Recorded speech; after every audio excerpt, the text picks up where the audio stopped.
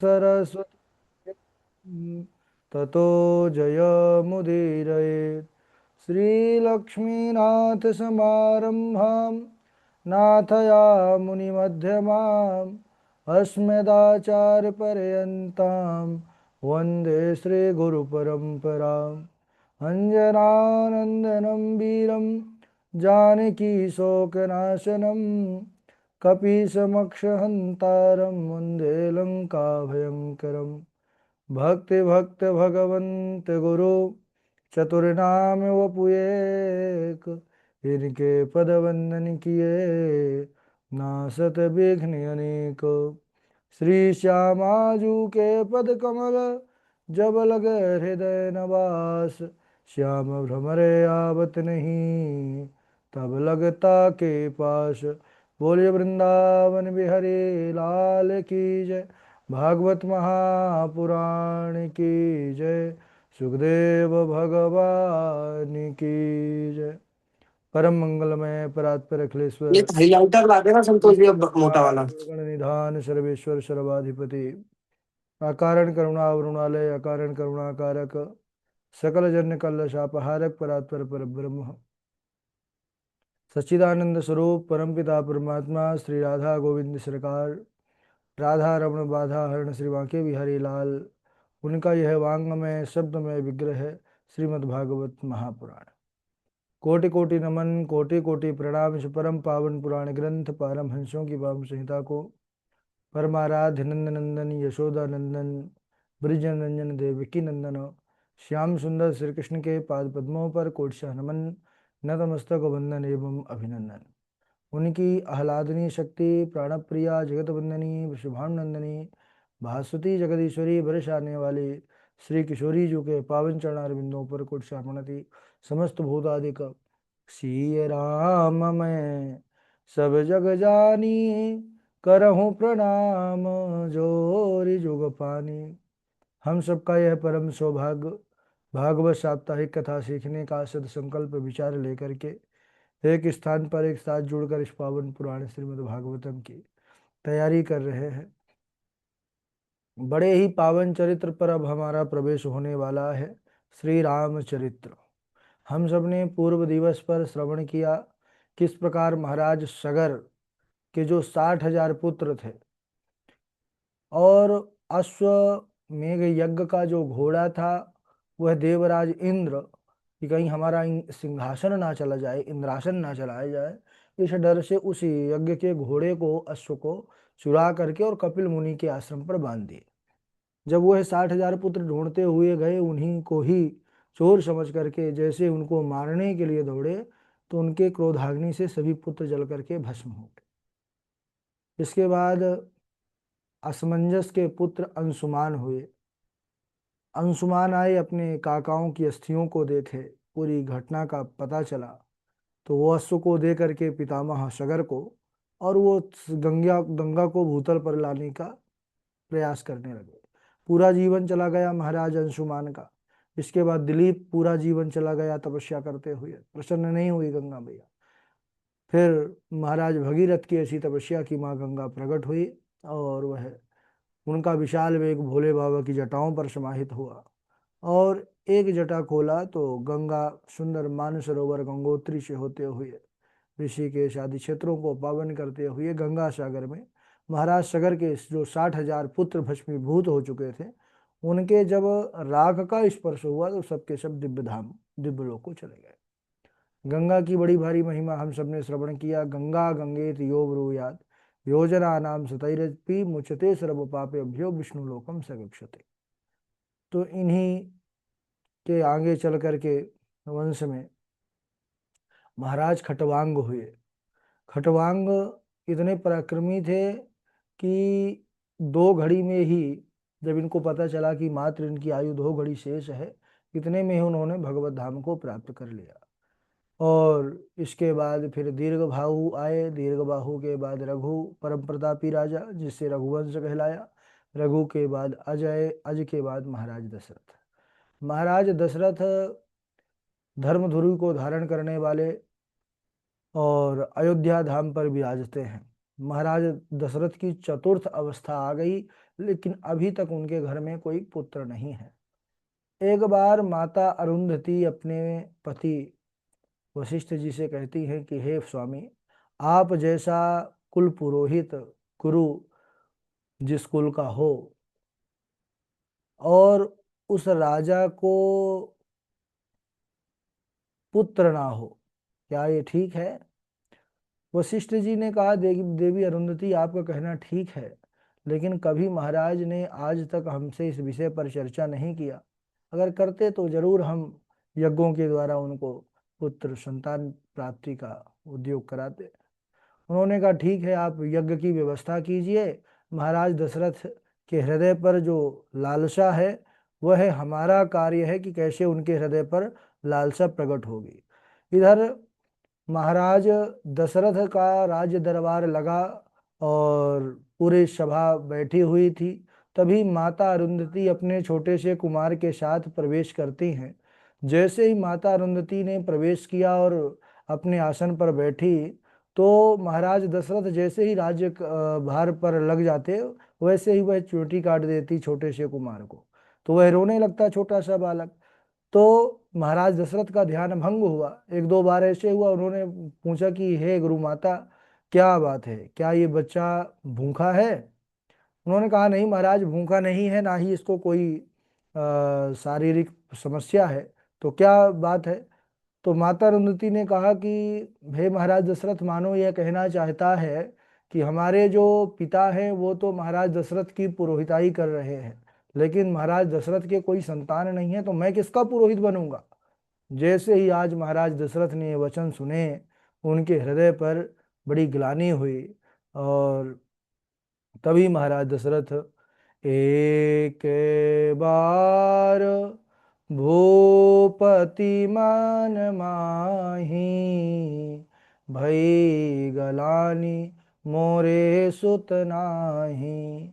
एक बार भूपति मन माही, उनके मन में दुख हुआ कि अरे, मेरे संतान नहीं है, मेरे कोई पुत्र नहीं है।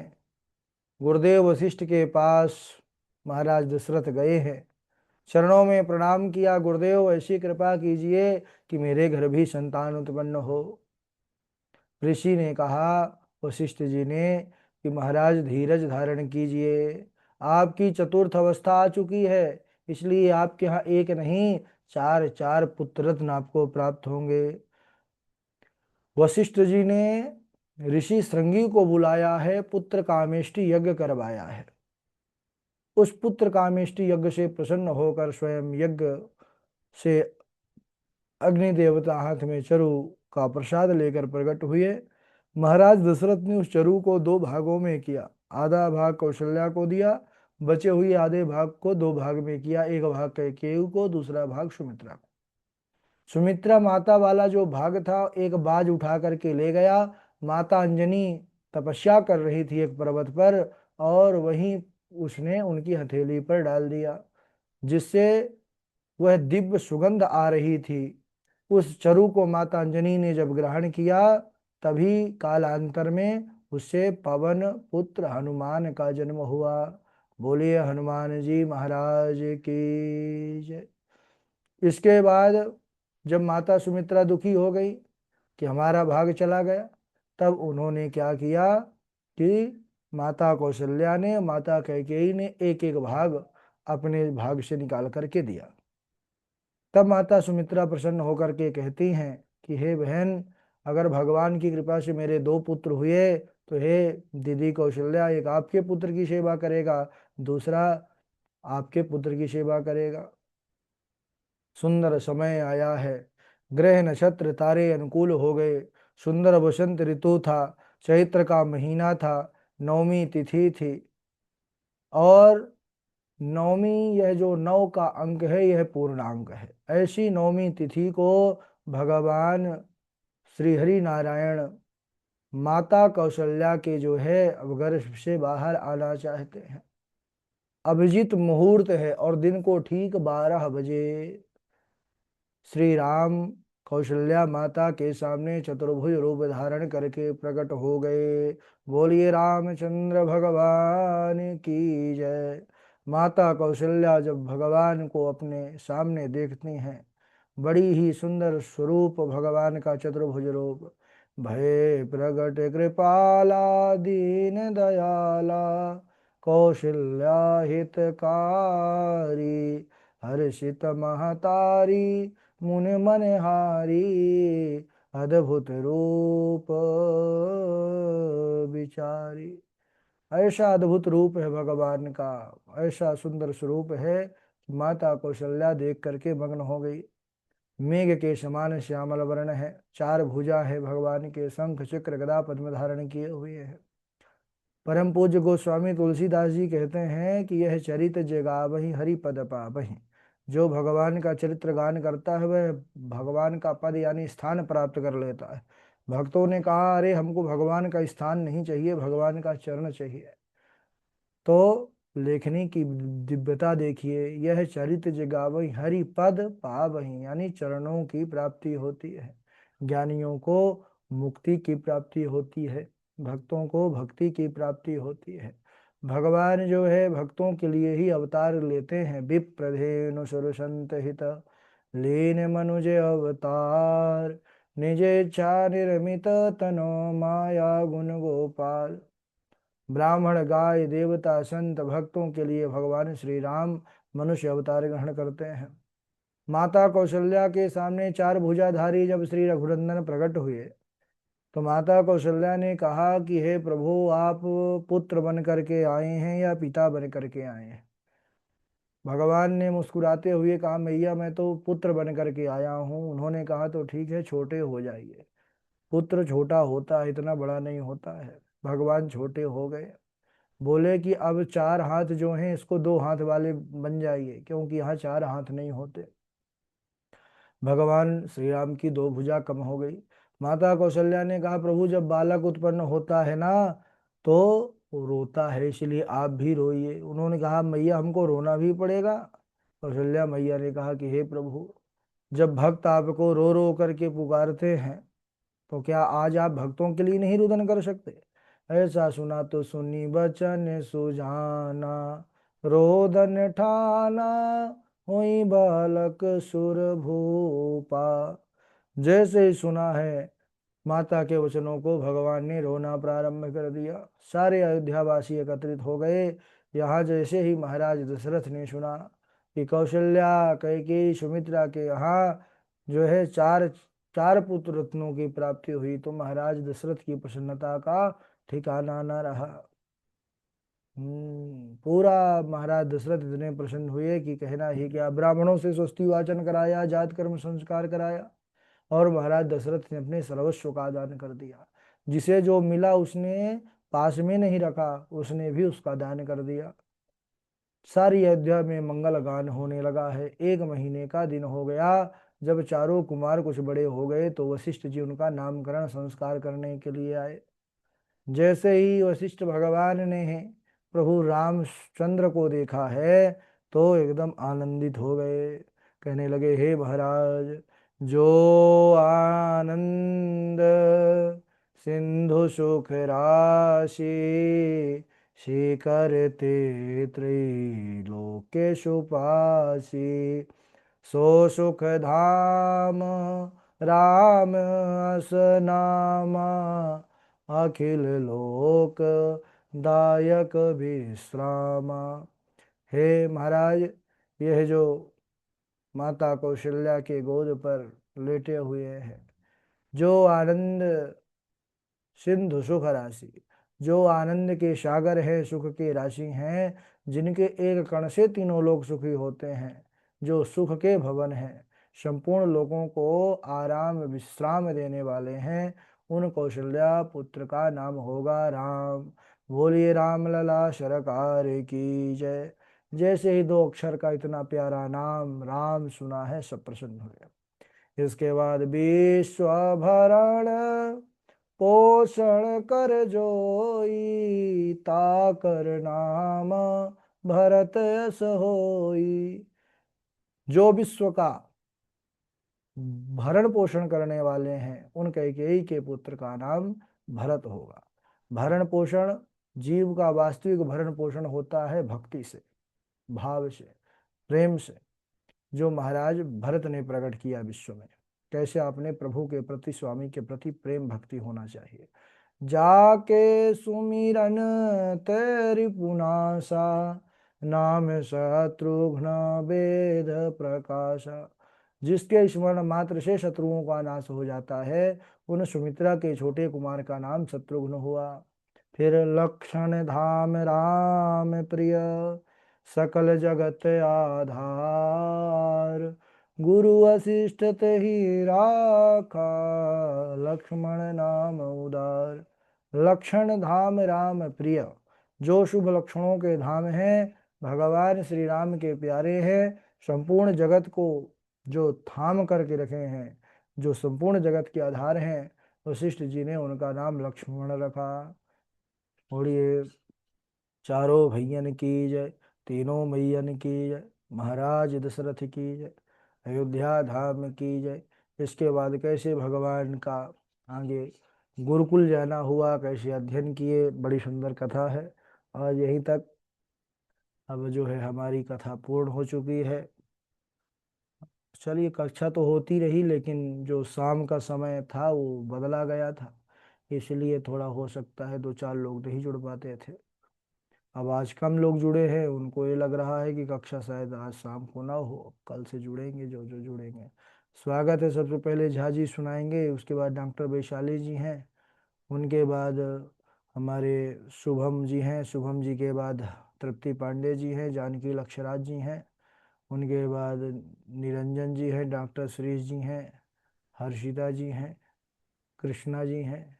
चलिए, झा जी का स्वागत है। राधे राधे गुरु जी। राधे राधे। गंगा गंगेति जो ब्रूयात यो जनानां सतैरपि मुच्यते सर्व पापेभ्यो विष्णुलोकं स्वगच्छति। अथातः सूर्यतां राजन् वंशः सोमस्य पावनः यस्मिन्नैलादयो भूपा कृत्यन्ते पुण्यकृतयः। राधे राधे गुरु जी। राधे राधे। डॉक्टर वैशाली जी। हाँ, राधे राधे गुरुजी। राधे राधे।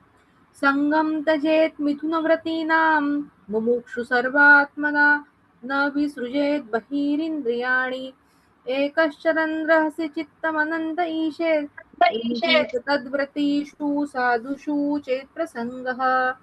साधवोऽन्यसिनः शान्ता ब्रह्मिष्ठा लोकपावनाः, हरन्त्यघं तेऽङ्गसङ्गात् तेष्वास्ते यघ भीद्धरिः। गंगा गंगेति ब्रूयात योजनानां शतैरपि, मुच्यते सर्वपापेभ्यो विष्णुलोकं स गच्छति। बहुत अच्छा। शुभम जी सुनाइए। राधे राधे गुरुजी। राधे राधे। हम कल से सुना देंगे गुरुजी, इधर हम भी बहुत ज्यादा डिस्टर्ब हो गए थे। चलिए, जानकी लक्षराज जी आप सुनाइए। प्रणाम गुरुजी। राधे राधे। आप सुन रहे हैं? सुन रहे हैं। राधे राधे गुरुजी। गंगा गंगेति यो ब्रूयात् यजमानां सतेरपि मुच्यते सर्वपापेभ्यो विष्णुलोके सह गच्छति। अथाथ श्रूयतां राजं वंशः सोमस्य पावनः यस्मिन् नैलादयो भूपाः कृत्यन्ते पुण्यकीर्तयः। राधे राधे गुरुजी। तृप्ति पांडे जी आप सुनाइए, फिर डॉक्टर श्री जी। राधे राधे गुरुजी। राधे राधे। नात्वं विधिर्विदुतानयं वीर सुस्तवा नापतिस्त्वं पुरोजन्या रुन्धो न मुखे यया माया ह्यस्य मया सृष्टा यत्पुमांस् प्रिया सतीं मन्यसे नो भयं तद्वेहंसो पश्चाव्योर्गतिं प्रिया व्रतो भागवत आत्मा राम कथं मुने ग्रहे मत यन्मूल कर्मबन्ध पराभव। राधे राधे गुरु जी। राधे राधे। डॉक्टर श्री जी आप सुनाएंगे। राधे राधे गुरुजी, प्रणाम। राधे राधे।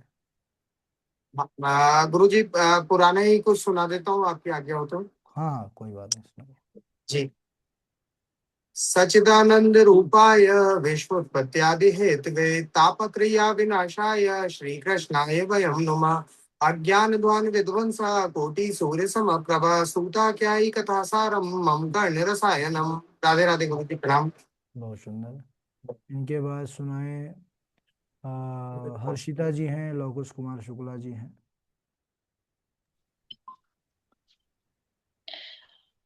राधे राधे गुरुजी, लाइट नहीं आ रही इसलिए दिख नहीं रहा। ठीक है ठीक।